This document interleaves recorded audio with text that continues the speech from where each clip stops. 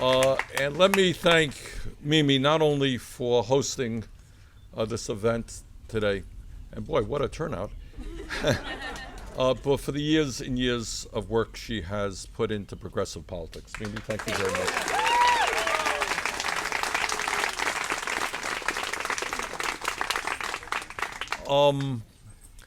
Yesterday morning at 9:30, we held a rally in Las Vegas, and we had close to 1,000 people coming out. Tonight we will be in Denver, and I don't know how many folks are coming out, but we have some 7,000 RSVPs. And I hope if those numbers come out, we know how to accommodate them. That's a lot of people, which would be the largest turnout for any campaign event for any candidate this election cycle.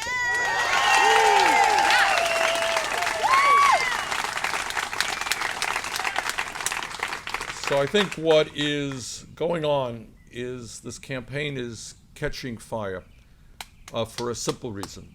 And the simple reason is we are telling the truth.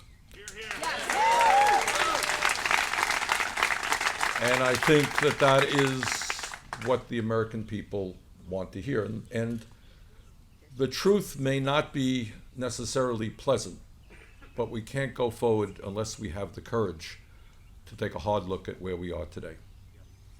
And where we are today is not in a good place.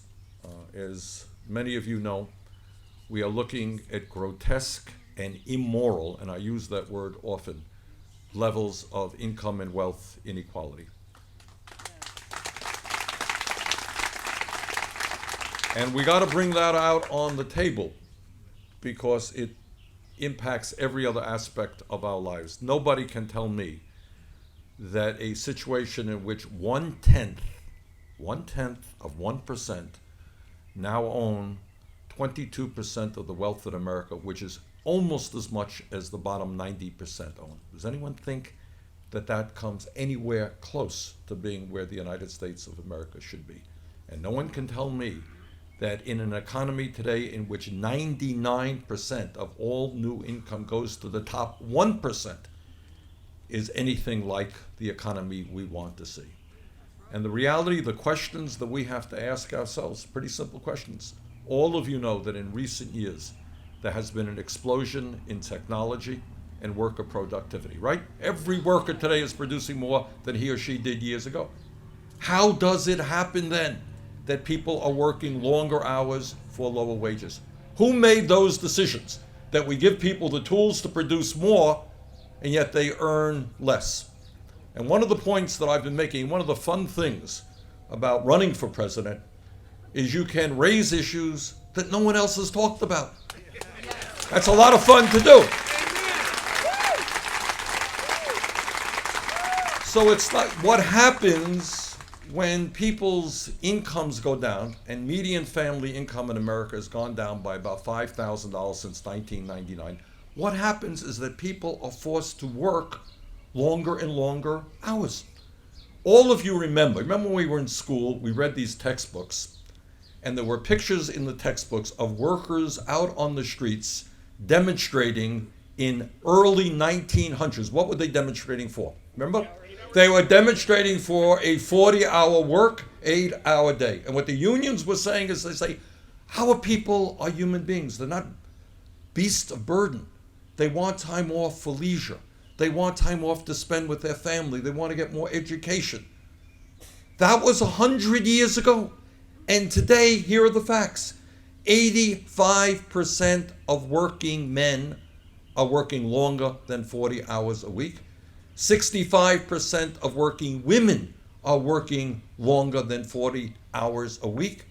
And our people today work more hours than do the people in any other industrialized nation.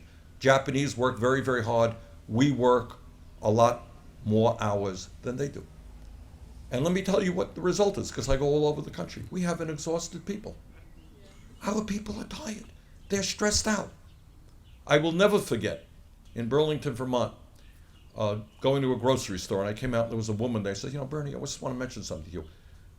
My husband and I have one kid and we would like to have another kid. But we don't think we can be the parents that we want to be because he's working 3 jobs and I'm working 3 jobs. And if you think that that is uncommon, it is not. In my state and all over this country, people are working 2, 3 jobs to cobble together an income. So the question that we have to ask ourselves is, yes, we could understand that if we were a poor country. You know, if we were a Haiti, if we were a poor country, people were struggling, working incredible hours. We are the richest country in the history of the world. And yet, nobody knows that because almost all of the wealth and all of the income is going to a handful of people. And that has got to change.